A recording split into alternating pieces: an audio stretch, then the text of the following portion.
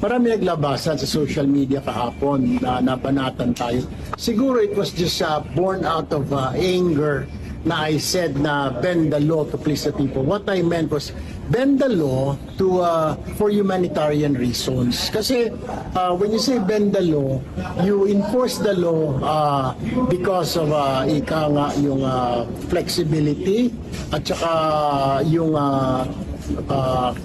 for humanitarian reasons. Pero I didn't say na we have to break the law, violate the law. No, I didn't mean that. What I meant was bend the law para for humanitarian reasons.